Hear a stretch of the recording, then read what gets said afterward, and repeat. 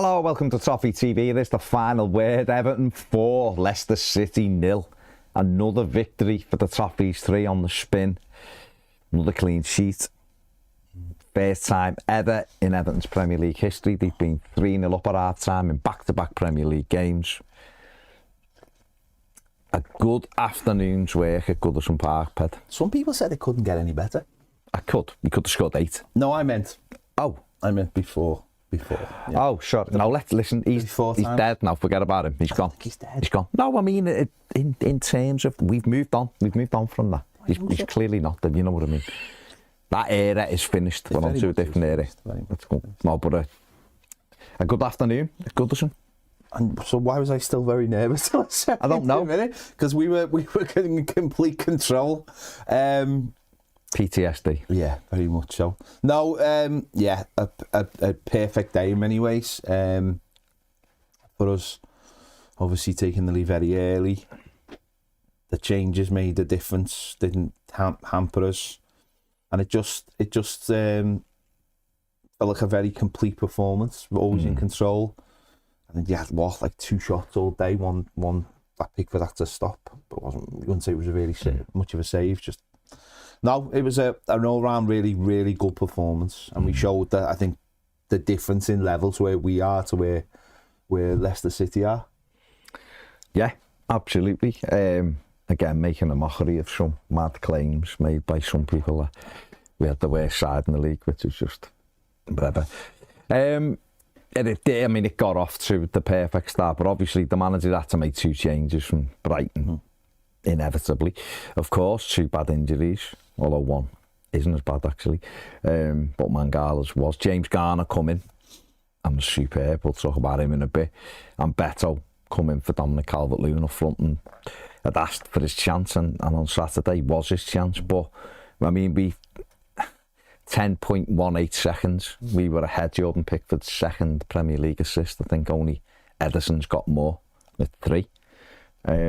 The quickest goal ever scored by Everton in the Premier League, and the 4th quickest of all time. Also the quickest goal in the Premier League ever recorded for the home team, because the other 3 were all scored by away teams. So record-breaking day. I was in. A few people saying, you're in your seat. I'm always in for kick-off. Yeah. I just get in 2 minutes before. Always in for kick-off. But what a start. I mean, ball knocked up by Pickford. Beto just blocks the runner, and Decore takes the chest down and smashes it in. And it was a bit like, what's just happened there, wasn't it? It was that quick. Yeah, the thing about it is, if he'd missed, you'd be like, oh, because it's a bit early and all that. So I suppose that's why it's such a good goal. It's because actually his first touch is brilliant to put it right into his path, and the finish is superb. Just keep it down. But you know, to do that early in a game, and he hasn't been scoring lately, so it was a big moment for him, wasn't it? That is first of the season. Might be his fair. You put me on the spot here, haven't you? Possibly. I think it is. I'll have to go back through the goals in my head. Come back to you.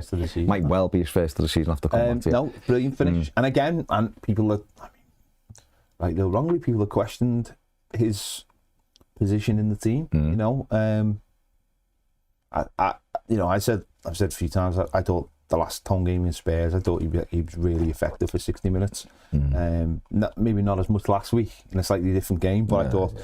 So he's going to play, isn't he? He's going to play till.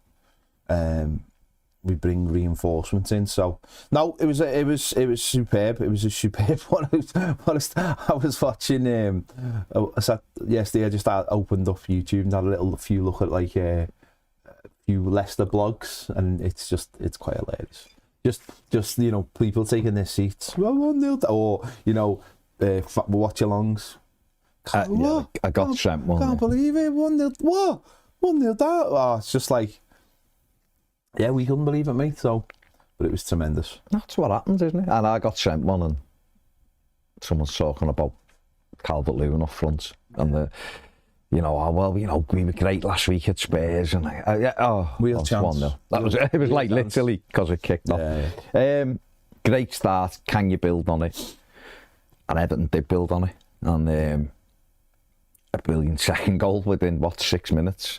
Tremendous ball by James Tarkowski, bent into the path of Beto, and a brilliant finish by Beto running off the shoulder, which is, it's almost as if David Moyes has gone, how did he get them goals in Italy? Oh yeah, you played the ball in front of him. And he finished it brilliantly, and that really was dreamland. 2-0 up after 6-7 minutes. We asked the question, didn't we? Can Everton adapt to Beto rather than Beto adapt to Everton? And they did, and obviously that kind of pass doesn't really get played by the centre back very often. Just stepping out and then just putting it around the corner. But obviously, if you know what the strengths of your centre forward are, why would you ignore them? And again, that's where we went away from that. Under the last manager, is that you knew week in and week out was going to be the same kind of football, no matter who was playing up front, and never adapted to the other centre forward as such. So it was really good to see that, and obviously with James Garner playing in midfield, that really helped as well. But once it got round the corner, and once he got into the position, then you fancy him. You always fancy him. That's the thing about Beto. You do fancy him in those positions. It's like it's it's locked in there. It's the muscle memory of what he's been doing probably all his career, and obviously why he got snapped up. Because one thing about Beto is he very rarely gets offside either. So he knows how to time a run really, really well, and he finished it. He finished it really well. Didn't give goalkeeper any time to sort himself out either. Took it nice and early, and it's a great goal, and that's just what he needed. I mean, it could be the thing of, he knows he's going to have a little run in the team, not the confidence. He hasn't got to, do something extraordinary every time he plays. And, that some players are like that. Some players like to know they're playing and they can relax and prepare. And he took it brilliantly. I did say in the week, perhaps if we just give him stuff in front of him, he might actually score goals. There's this mad thing that you've got to just be this centre forward who keeps the ball all the time, and that's it. Well, it doesn't matter if you score, and it doesn't if you've got two wide players who get double figures and midfielder who gets double figures. Then your role, like a Calvert-Lewin, is vital. It doesn't. The onus isn't on the goals then. But in an Everton side that doesn't do that, the onus is on the goals, which is why Beto is better suited really to us than Dom almost at times. Not in the way we played with Dyche. It was always had to be Dom because it was one man on his own and no one anywhere near him. But I think the way Moyes just tinkered it a bit, we might be able to get the best out of Beto, and that's all you can do. Give him chances, hopefully he'll score. And we'll see. But 2-0 up was like, I was nervous now. I wasn't nervous before the game. I was nervous at 2-0 just because it's like, we've got something now. This is in hand, do you know what I mean? This is in our, we've done the job. Can we just keep a clean sheet? And Leicester moved the ball around. Harry Winks had a lot of the ball in midfield, but they offered very little, didn't he? Vardy, you can see he's sort of coming to the end now. You still have to watch him, but it's not as dangerous, and they just didn't have enough good movements up front, did they? Not just from him, I mean the two wide players were playing too deep as well. We didn't really give them anywhere to go. I mean, they have got loads of pace in the wide areas, and it is a little bit strange that they can't sort of get more out of them, because I thought they were quite rapid at times, certainly on their right. They looked like they had a lot of pace on their right. It was the other kid. With James Justin bombing on. But he never got into any deep areas, though, did he? No, I thought like at 2-0, I'm the same. I was like, we've got something now, and don't throw this away. And they did have a little bit of possession, and you started to. I think you almost like some of our players started to go in a little bit of like protect what we've got mode, and it was a little bit too early for that. But the only thing it was the corner, wasn't it? The corner that bounced around and then it's come out to, I think it was the centre back, and he smashed it over. The left back Christensen, and he smashed it over. And he smashed it over. And apart from that, and I think that was like the signal, like, come on, what are we doing? Because for 5-10 minutes we just took our foot off the pedal and was like, what are we doing? Come on, these are there for the taking. We can get round the back of them every single time if we want to. Don't go into that mode of. You can understand. I mean, you can understand that it's the thing of. They're still trying to come out of that, be scared of every opponent mode, whether in the League 2 or whatever, aren't they? They're trying to get that out of the psyche. And also, everyone's nervous because you know where it is. It's about building that momentum up. And then we did get back on top. You know, Decore should have scored. Good run by Michaelenko, cut it, but he should have buried it. Yeah. That would have been 3. And then you start going, you know, Jake O'Brien has a goal disallowed. He was offside. But you know what I mean? It's in the net. Garner at the post. Garner at the post. We've had another one that's just fizzed wide. And all of a sudden, it's like, can we get the third without letting them in the back door? And obviously, we then go and score a third goal. And the third goal's brilliant. Yeah. It's absolutely brilliant. There's popping it around into Idrissa, draws the fella in, does a little flick round the corner, and then James Garner plays a pass that if somebody else in this city had played, we would have been seeing it for about 40 weeks on the run of like the world-class pass, you know, from Mr. Trent there. But it was an unbelievably way to pass from Beto. Fantastic. Let it run across his body and just guides it now to the keeper. We didn't even touch it, did he? No, just let it roll and tapped it in, and it's 3-0 and absolutely what Everton deserved. Yeah. No, it was James Garner was brilliant all game and arguably give us more than Mangala's done. You know, because Mangala's done a good job. No, Garner was, but he done more than what Mangala does, because he actually got on the ball and was looking for the passes forward, and that's not Mangala's job. No. So for him to come in, that'd be his first game, you know, and to play a pass like that, and it must be. I was listening to someone last week talking. Who was it? But and he was saying like, you know, it's all about the run. Like the midfielder can play the ball as many times as he wants, but if the run's not there, there's no point. And Beto is a willing runner all the time. And if you know he's going to play off the shoulder of the centre back, and you can just guide that ball into a bit of space. And don't get me wrong, there was an amazing pass. But it must be so. If you're a player like Garner who wants that kind of thing, it must be a great feeling to know that someone is going to be on the run, because that's what he wants to do. He wants to get on the shoulder and run off them. And it was weighted brilliantly right into the space, through the eye of a needle, all the other sayings. And it's, and he's finished it brilliantly. Didn't have to touch it, but in his stride, and that's what he's good at. And it's 3-0, and yeah, that's what we've got what we deserve, because we've kept playing football and moving it round and not letting them rest. And yeah, it was a brilliant half of football. I mean, they literally couldn't lay a glove on us, could they? And it is that you can see a bit of confidence coming back into our players as well, back into the fans even at times. I mean, it was a little bit subdued at times as well on Saturday, but it's just where we are, isn't it? There's a nervousness. People knew how important this game was. They really did, you know, and that breeds that nervousness of like, be just typical Everton, wouldn't it? It's like 1-2 in a row. And obviously the Spurs game, even though we won it, put that nervousness back in it, being 3-0 up, and it was easy, and then it was 3-2. I remember last season, being at that Brentford game and being like, we just got to win this, but feeling so nervous because that's all we have to do. You know, forget the other games where it's like about getting to that point. Now, don't get me wrong, this game didn't make us safe. No. But it was a massive step, because we're playing, it's a 6-pointer, because it was a 6-pointer. So you're going to have that nervousness because, as I said, people are feeling, if we get 3 points today, that is like, you know, not only 3 games in a row, it's you've just beaten a rival down there, and you go on above Spurs as well, you know, for 24 hours at least. You're getting close to those teams, and it felt like it puts you in the next category up, doesn't it? The next bracket up by winning that, and you just want to get through it. And even at half time, I was like, I just want this 45 minutes. I can't even enjoy it. No, I couldn't though. I couldn't enjoy. I really couldn't enjoy it till we got to about 80 minutes. Seriously, like, there was all the songs. They were singing all the songs in the Galaxy, all the old songs. I couldn't enjoy it because I was just like, let's just win it. Even though we were so dominant, it was just like, this today is just about getting through.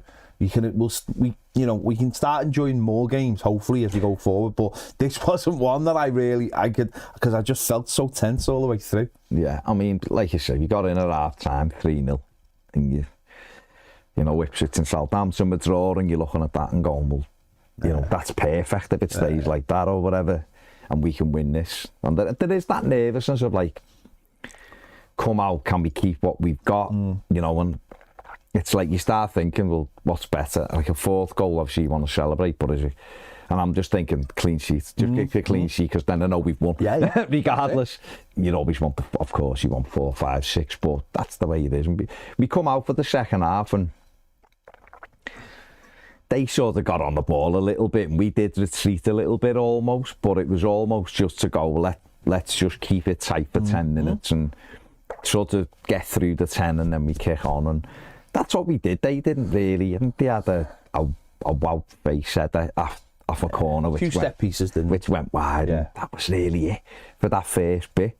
And obviously they were going to make changes, and it was just, could we go on and kill it and get the fourth? And we had an unbelievable chance with, you know, we've had a couple where Beto got through and he should have shot. He's trying to square it across, and he should have just gone himself. No one would have had a go at him. We had one with the Corey where he just overhit it, and then obviously we had a great opportunity with Lindstrom after the Corey does well and gets in on the back and waits and pulls it back, and Lindstrom can stop it and pass it in. He should have. He could have stopped it and squared it to Beto for a hat-trick he was on. And he goes first time, and he just hits it straight at the goalie when the hole to the goalie's right was just gaping. If he'd have just hit across the ball, it's 4-0, and he was obviously devastated, wasn't he? And his number got put. I mean, he was coming off anyway, but he come off, and it was still affecting him after the game, because he come back on to clap at the end, and he was like looking up and screaming because he knows he should have scored. Yeah. And it is those moments where you think that would have just been that, you know. And Jai had one where he cut in and little deflection just dropped wide, and it's like, can we get that fourth? You know, manager brought on Ashley Young. I thought that was a little bit of a negative sub, but fair play. I think it's just managing the squad. No, it is. It's. I mean, you know, he put Jack Harrison on the left, even though he didn't sort of get into the game, but he did put him on that left hand side, which is who knew. And we did manage it. Leicester had one shot near the end from Patson Daka, the only shot they had on target, which picked for Patson down. Tarkovsky was arsing about and give that away, and Jordan let him know, you know, nothing cheap, nothing stupid. They don't deserve a goal, don't give them one. And we did sort of manage it out, didn't we? I didn't know whether he'd take Beto off and put Martin Sheriff on. That would have been nice, wouldn't it? Just because it was late. It would have been nice to see that sub, but no, second half, like first 10 minutes, they were getting on the ball a little bit and sort of winning those little 50-50s that you want to see us win, just to calm everything down a little bit. Because like we said, after what happened against Spurs, I mean, that the most important, like you just said, they didn't deserve anything. No. So don't give them anything. I think once we got through that and we started managing the game better, we started passing the ball better, we started finding people in space better, and Jai started to get on the ball a lot more. In fact, I think he overhit it, didn't he, for the one with the Corey where he laid it back to Lindstrom. That should have been a lot simpler. Should have been right into the Corey. He'd overhit it. And he had one which he put wide, but it actually did take a deflection. It was a corner that we should have scored. And that would have been my only gripe, is that I would have been fuming if we hadn't scored at the Galaxy second half, because we should have scored. I know people are like, you could have gone on and got this and that. I just wanted a clean sheet, but I wanted the goal at the Galaxy because we deserved it. We deserved the scoreline to look like it should have against Spurs. Yeah. Because if we got a fourth against Spurs, it could have been 5, it could have been 6. And the fact that it got back to 3-2 led a few people to say that, we nearly let it slip, or a few weirdos who ring up sporting radio stations, that we nearly let it slip. But I mean, I thought the sub, when you look at the bench, the subs are like, you got to manage what you've got, haven't you? And you've got to look, and I think, yes, I think if people forget that Ashley Young was a very effective winger back in his day, and you stick him on the wing, he might just be able to do a job for you. It was deeper though, wasn't it? No, I know, but it's that thing of like, he knows that he knows. Well, they put Matt Vidy on, didn't he? He was quite quick on that side, and he was just a bit of insurance for Jake O'Brien, I think, just to. And that's all it is, isn't it? It's just seeing out what you've got in a way that leaves it open, and then he takes Mikalenko off and then brings Patterson on and swaps. And when you look at the bench, you think, these are. Listen, he didn't have to bring Michael Keane on. That's the thing you've got to tell you. So he didn't even have to bring him on up front, did he? He just. made a few subs and helped the game. And then Tyrone Mbuna came on and he actually did really well. He was excellent. You know, he done really well. James Garner goes off, Mbuna comes on and you're like, well, there you go, we've got a couple of players back, and he looked sharp when he come back. I'm glad Patterson's getting on every game as well, even if it's 10 minutes here and there, 20 minutes, because it keeps him involved and it gives him, lets him feel like I might get a chance. But when you're making 4 subs a game, 5 subs a game, and you're getting that freshness into the team, that's so important as well. Again, something that we didn't have before. We didn't have the changes because it just wasn't happening, was it? And now that's going to help the freshness of, and it's going to say to people, go out there and show that you can do something. Chances will, you know. Last week Jimmy Garner comes on and he's obviously it's enforced, but he showed something. Well, you know, Tim Mbuna comes back and now he's like, I've got to fight for my place, but it's like a happy fight, isn't it, rather than a horrible fight. So that's really important. Really important. The manager's not seen him, has he? Seen him in training, but seen him in the game. They won a couple of big tackles, strong on the ball, wanted the ball, which is a big thing. You know, and he's now all of a sudden he's got those 2 back in the fold that he didn't have when he, you know, for Villa and stuff. So that was a big positive, obviously. Like you say, Patterson continuing to be, you know, stay involved. It's all good, and, you know, long may that continue. And obviously, we did go on and, you know, took Beto off. Beto tired near the end. Obviously, hasn't played many 90 minutes. Deserved the round of applause that he got. And he's stuck in Jai through the middle for the last sort of 4 or 5 minutes. And as a result of that, him and the irrepressible Idrissa Gana Gay, and irreplaceable, I say, he was magnificent again at the weekend. They go and get the 4th goal, hunting down a ball. You know, but Leicester should clear it really, but they go and put pressure on. It breaks back to Njai, and he gives the goalkeeper the eyes and just rolls it in at your end. And it was 4-0, and put the little cherry on the top, which, like you rightly say, Everton deserved that, Evertonians deserved that. And it was great to get it at the street end. Yeah, no, and that was That's like 8 for him, I think, as well this season. Yeah, he's got 4 in his last 5, hasn't he? And 3 on the run, which is the first time an Everton player's done it since 2021. Damari Gray scored in 3 consecutive games, which is actually a terrible record. But no, so I mean that's massive for him as well, scoring another goal in the Premier League. As you just said there, scored 3 in a row in the Premier League under David Moyes. Obviously scored in the FA Cup. And again, he wanted that. It bounced around. He fought for it. Like I think he won 9 out of, was it 11? It was like duels. It was like ridiculous. I don't actually think, me personally said this on me thing, I don't even think he had a very good game, like offensively, but he works so hard. I don't think he had a massive game either, but he got his goal and he fought for his goal. And you saw like the difference of a play in confidence to Linson before. He just gives him the eye, sits the goalie down and puts it in, you know, the other corner. That's a player who's massively in confidence, who's just like bang where he needs to be. And so, you know, I mean, not suddenly, because there was a little bit of talk about him again pre Moyes coming in about, you know, is he doing enough? Is he really affecting stuff? He looks great, he's doing the dribbles and all that, but is he really doing things? You know, and now you look at him and go, he's always closer to the goal now. He's closer to the striker. He's always on the front foot. He's attacking people in the right way. And it's, you know, as a signing, it's been a really, really good signing. You know, in fact, it's like a Moyes signing. But obviously he didn't get him. And suddenly you're looking at him and just thinking, we've got an absolute steal here, an absolute steal, because, you know, he's our top goal scorer. He just terrorises defences in terms of running at them. There's a pace in there. He doesn't give up. He's winning tackles, you know, winning the ball back. He just is horrible to play against. He must be. No one like, you know, a full-back or a centre-back isn't going to dwell on the ball whilst around him, either, because they know he's there and and for that one, he must have won it back twice for that goal. And then he just gets a little bit of luck, and then he just gives the goalie the eyes, and he sits him down and he puts it in the corner. And the only disappointing thing was he didn't run off doing the bird. He should have done the bird. Or whatever it is, yeah. He should have done the bird just to say, hey, book me. Book me, lad. What are you going to book me for? It could be a seagull, could be an eagle, could be any. We don't know. He hasn't confirmed what type of bird celebration he's doing. No. We had 2 attempts, 1 on target, 1 off target, scored a goal.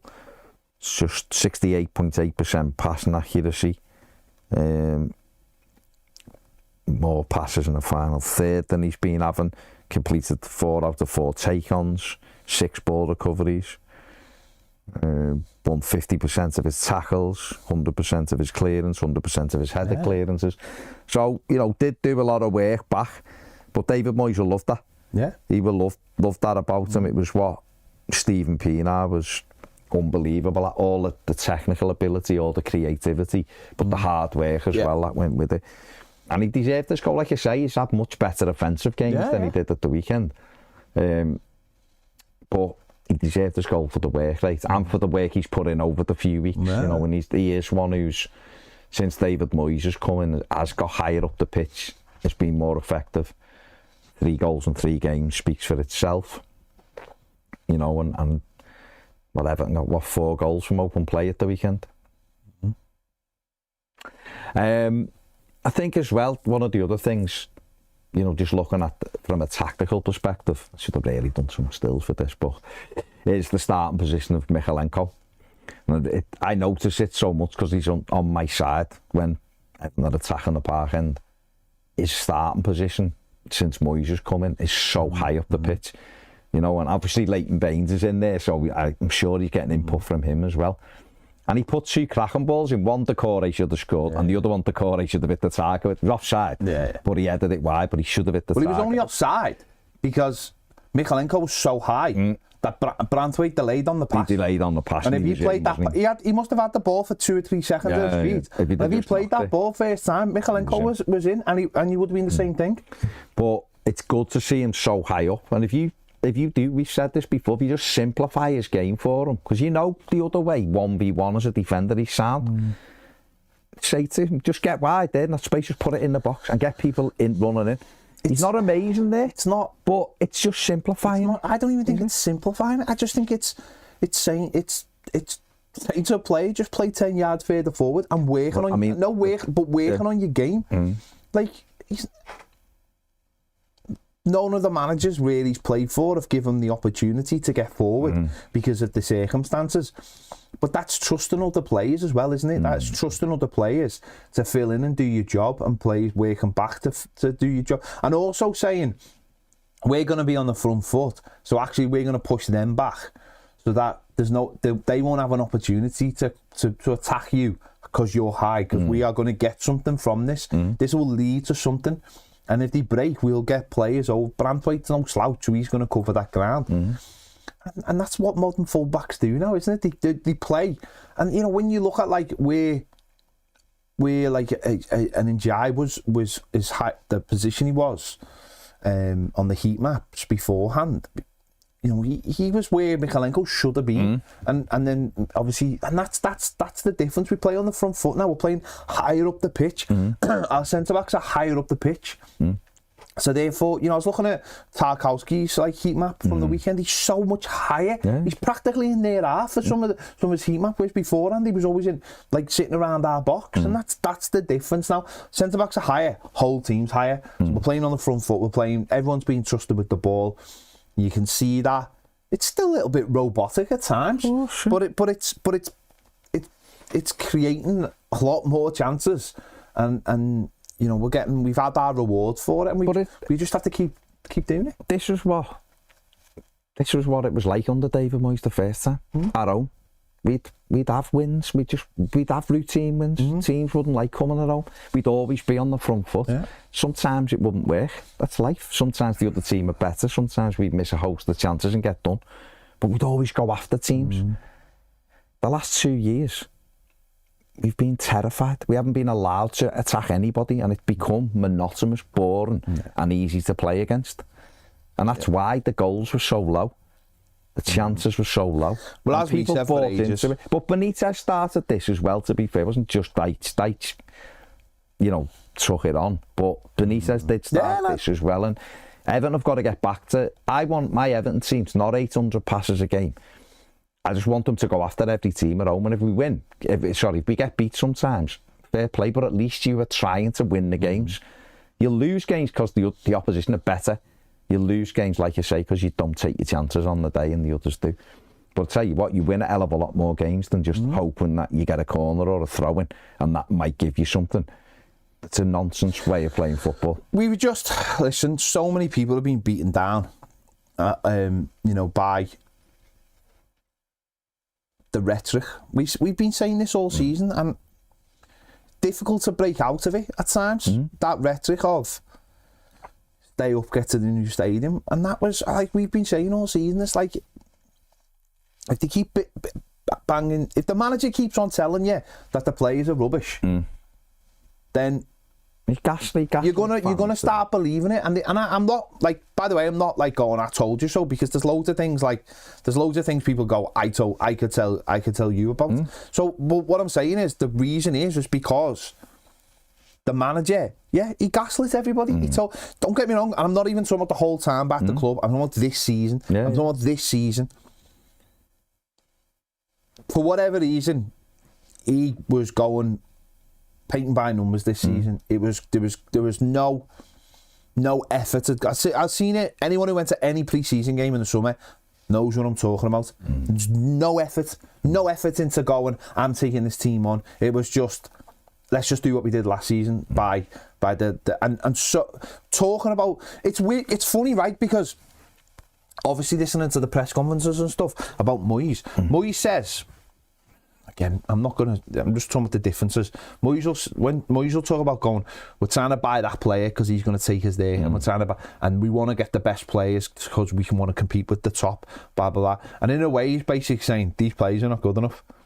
But he's not saying in like, but the other fella would literally go, these players are not good enough. Look what I've got to work with. Whereas we've got a manager now who's going, we're probably going to have to get better players if we want to compete with the top. I mean, that's such a that's like a mind-blowing difference, isn't it?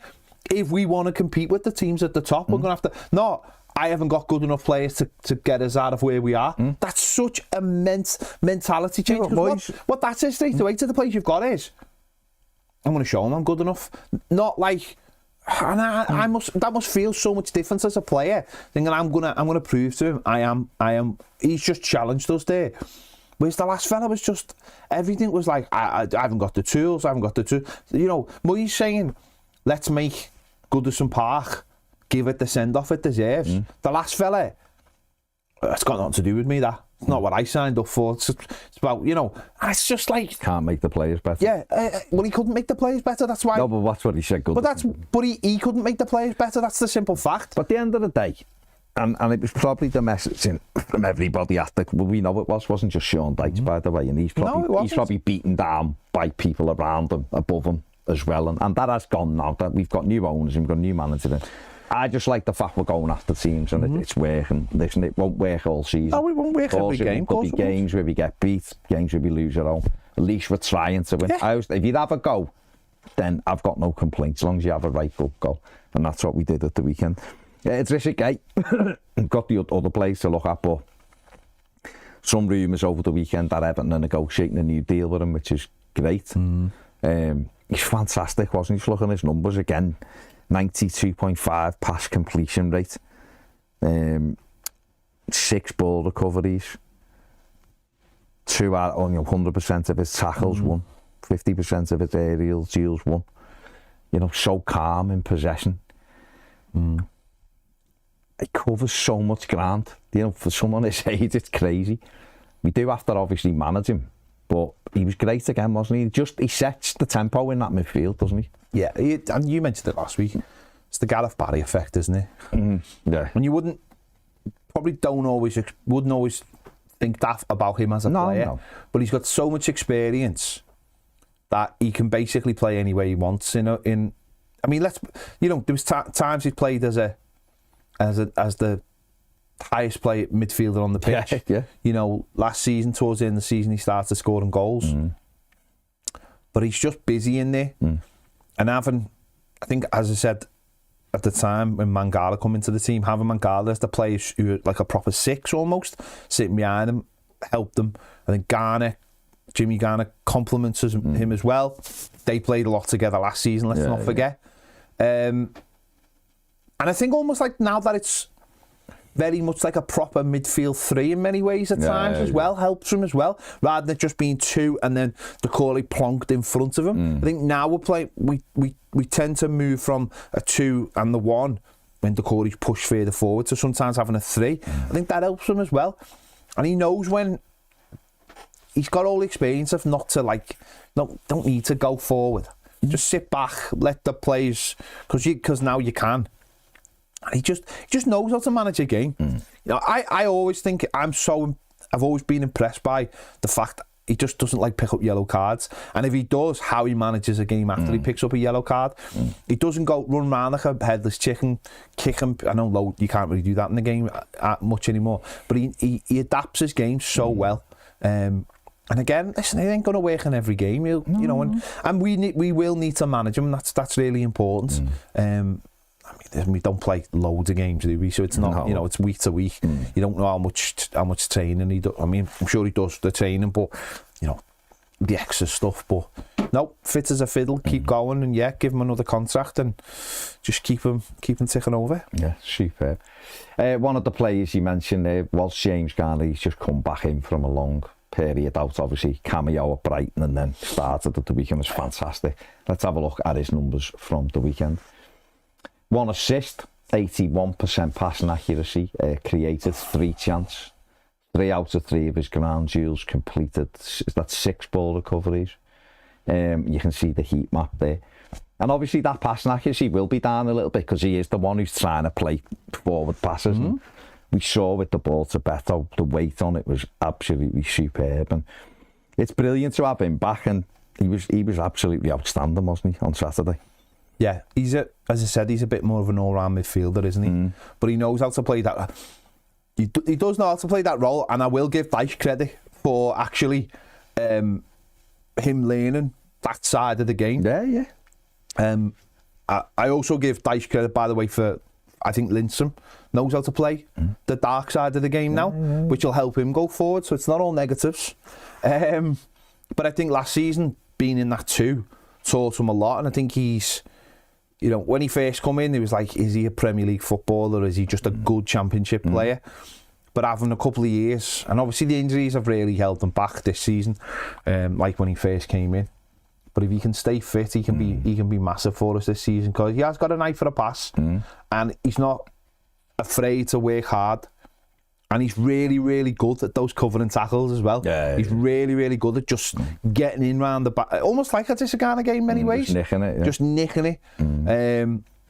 Very, very dogged in there as well. And he's a good, solid, all-round midfield. Again, someone Moyes will really, really like. Someone, you know. Got a good dig on him as well if he can get himself a bit of space, get shots away. Because that's one thing Mangala did do. Mangala didn't mind pulling the trigger out of the box, and that's what we don't think we do enough. And he is a good player, and he's done well. And it is about development. And Sean Dyche did do that side of the game. Sean Dyche did. So, you know, Everton strong base and all that. Moyes will love that, and then Moyes will take that on. And James Garner, you're right, Will, he is very much a Moyes type player, hard worker, but that has got that little bit of ability as well that you can get out of it. And still only a young midfielder. 23. That's what I mean. 24 next month. And in terms of play Premier League games, is he only 23 next month? No, he's 24 next month. But in terms of Premier League games played, you know, his first season when Lampard signed him, he had the back injury and he didn't come in till late, and then obviously he was a bit in and out with Dyche. 59 games he's played for us. That's it. So 59 Premier, the odd appearance for United maybe, but 59 Premier League games, nothing, is it? So, you know, he was excellent, and hopefully, well, David Moyes will improve him. He will improve him, because that's generally what he does. He improves players. So, really good performance from him. And also, we mentioned before, but Beto, we have just got to look at his. I give him man of the match. James Garner was probably overall the real man of the match, but I give Beto my man of the match because he was key in the game. Blocked, you know, the block on Samari to free up the Corey for the first goal, and 2 key goals, and he's had to wait. Let's have a look just at his numbers at the weekend. There you go, 2 goals from an XG of 0.63.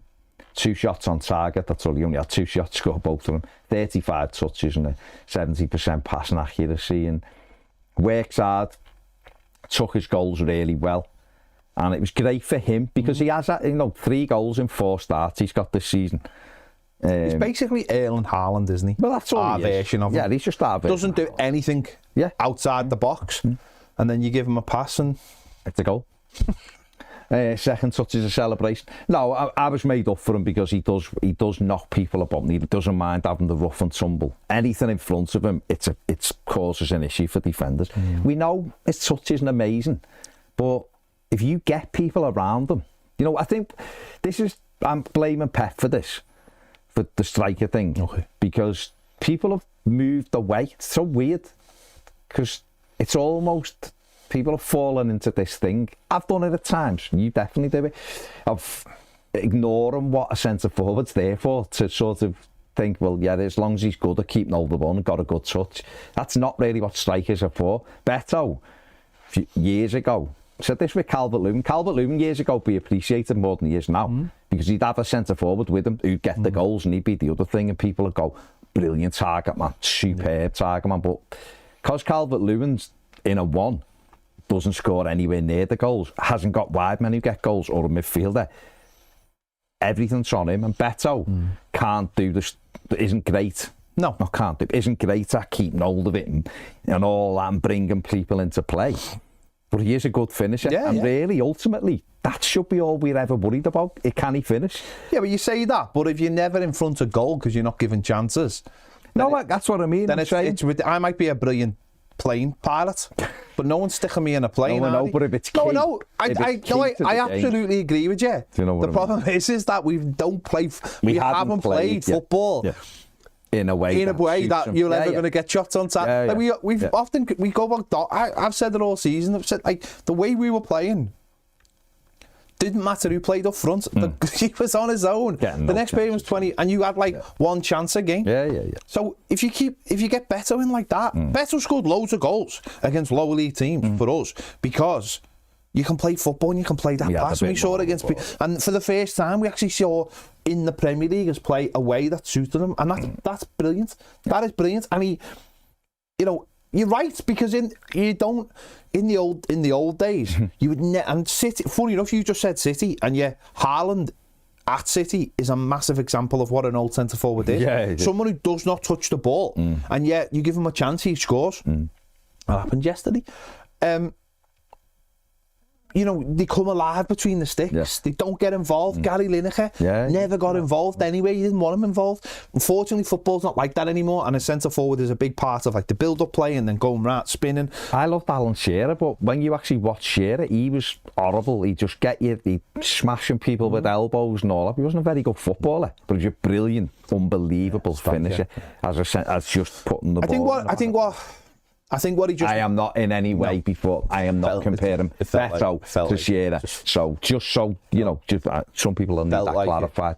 I just think what he's got to get a little bit better at, for one thing, if you're going to pick out one thing, is just be stronger in the tussle. Just be strong. There was one... I didn't even... Sorry, just come back to me. I didn't even mention this. On Saturday, I thought he'd gone down too easily for the penalty. I've since seen it. It's 100% a penalty. It's a penalty. It's 100%. It was an absolute. He doesn't twice. Great. I mean, there's another team who play in this city who would awarded the penalty on Saturday, even with VAR, for someone kicking himself in the heel and going down in a crucial game where they were under the cosh, and it was given. He does him twice. He just done him. He barges into him and then he flicks at him. Ridiculous decision. It's a penalty. There was one in the second half where it was over on towards the main stand, and he had it back to goal, and the lad came right into his back, and it's just like if he was stronger, he would have rolled him and he would have had loads of space. But the mad thing was, he went down and it was like, no, I am strong enough. And he got back up and he won the ball. And it was like, but he did. It's like, if you can be strong in that first initial contact, which you should be, you're massive. You're massive. Then you'd have all that space. And I think if he could just work on that, being stronger in that initial contact, he'd get so much. You know what that is, though? That is not having coaching about protecting the ball. Simply because, as well, he's been in a different country where it's not. See, if we'd have been in England like Chimitti's age and you're working on that strength, older and where that comes in, I actually thought all the time. I thought he was better at this on Saturday, which he's not normally is. There was a few times in the second half he put the ball round the side, and he had like a 50-50 run with the defender, and normally he allows the defender to be stronger than him and stop him getting the run. And I thought on Saturday he was a lot better than that. He started pushing back, and that gave him the space to actually win the ball. And I think that's where a couple of times he was on the right going to the Galaxy, and he, his pullbacks weren't good enough. And again, that's where he's going to have to. He got a couple of throw-ins on a corner from doing that very thing. But it's just those things of like, it's almost simple. It's getting you up the pitch, isn't it? Winning a. I said in the aftermatch, it's like Andy Johnson made a career of like he turned defences. And I remember we went to Wigan once, and we were stuck in a little bit, and we knocked it down the line. Andy Johnson got a throw-in from nothing, and we scored from the throw-in. We didn't Arteta scored from that's what it's about, just like, isn't it? It's be a little bit, just a bit stronger. But made up for him. Yeah. It's up, listen, he'll stay. Yeah, of course. And hopefully he'll bang in a lot of goals, and then it's up to him if he wants more of an Everton career than he's had. He's got the opportunity. Now, all you can ask for in football is to get the opportunity. He hasn't been given the opportunity in his Everton career so far. Rightly or wrongly in my opinion. I said this last season when Don went on all them games, it should have been switched just for that. But anyway, that's done. Now he's got the shirt, he's got the goals. Go and get yourself a few more, mate, and get in the manager's mind. That I tell you what, we give this lad chances, he'll put the ball in the net. We keep saying it, we don't expect Dom to be here next year. No. Brozier, who knows? He was on the bench on Saturday. Brozier? Yeah, he was on the bench. At least, apparently, he's only 4 or 5 weeks away from coming back. So, I mean, that's great news. If that is the thing, that's great news for David Moyes. But Beto's got an opportunity. And at least, if he finishes the season strongly, he could probably get a better, if he is going to move on, he'd probably get a better club than what he was maybe would have got this window. But absolutely made up for him. If he's a Premier League striker, then we shouldn't why would you get rid of him? No, we shouldn't be letting him go anyway. So, listen, onwards and upwards. But he's made a really good start at that, and hopefully if he can weigh in with another 3 or 4 key goals, we'll see now. Set yourself a target. Set yourself a target. Well, if he gets one more, to get to 10. If he gets one more in the Premier League, he's equalled last season already. He's only started 4 games. Set yourself a target, 10 goals for the end of the rest of the season in all comps. That's achievable. Anyway, great for him. Let's have a look at the overall stats from the game. Everton 4, Leicester City 0. 13 shots at the Toffees, 9 for Leicester. I think most of them must have been blocked. 7 on target for Everton, just 1 for Leicester City. XG at 2.35 to 0.39. And Leicester had a bit more of the ball, which you'd sort of expect, because we, even though we are having more, more of the ball. In the first half, wasn't it? Yeah, no, we let them at 2-0. We just let them off the ball, didn't we? But I mean, just briefly on Leicester, they look like a team that hasn't spent a lot of money, don't they? Really, since coming up, they've had a lot of issues themselves. PSR stuff, not having the money, things hanging over them. What's your for Van Nistelrooy? What do you make of it? Do you think would they be better again? Would they be better just leaving him and going, right, you're in charge regardless, so everyone knows where they stand, and almost building blocks now for next season? Or I don't know. Yeah. I don't know. Yeah. 8 defeats in 9. I don't know. It's not my club. Yeah. You can easily go. Yeah, he'll bring them back up. They've got. I don't know what the PSR. I don't know whether he can afford to sack him. Actually, there's talk. I mean, they're very, very lucky, aren't they? They're very, very, very lucky that the Premier League made a mess of the situation, because they'd be down by now. No, they would be with the points. And then I'm not. Nobody would with the points. I'm not sitting here saying that, But they're very lucky, and whether they can fight their way out, I just didn't see enough on Saturday for me personally to see how they would do that. The defence was pretty poor. I'll be honest, right?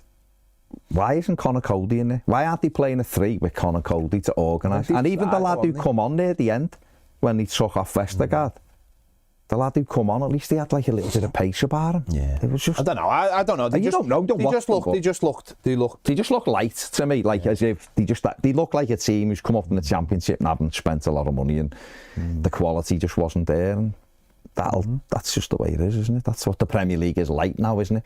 Ipswich have spent a ton of money and they look all over the place, don't they? So there is that gulf we spoke about for a while, and it's a trend. I think that we may well see continue. Whereas it'll only get bigger. It'll get bigger. The three that come up will be the three that go down most years. Yeah, it'll only get bigger and bigger. Thankfully for us at this stage. But there you go, another victory for Everton. Brilliant. You know, 9 points now gap. That's a big gap, and the goal difference is big as well. Obviously, the perfect weekend was robbed because Villa let me down. And then obviously yesterday, Brentford decided they were playing against, you know, the easiest team in the league from a defensive point of view, and decided they couldn't score. And then Palace went to United and proved United are terrible. So I expect us to whack United at home. There you go. But no, I mean, all joking aside, 9 points ahead of it now, 10 ahead of others. Just got to keep rolling on, haven't we? Keep rolling on. Got 2.5 months, you know, plenty of games. Even if we got a point a game, we'd be well clear. Safe, yeah. Just keep going, keep competitive. And I said 5 wins and 3 draws when Moyes came in, didn't I? So, but all of a sudden it's 2 wins and 3 draws now till the end of the season. Just get 3 wins. Just get 3 wins, whatever. Well, just get like 8 wins. Yeah, why not? That'd be better. But listen, it's been really good.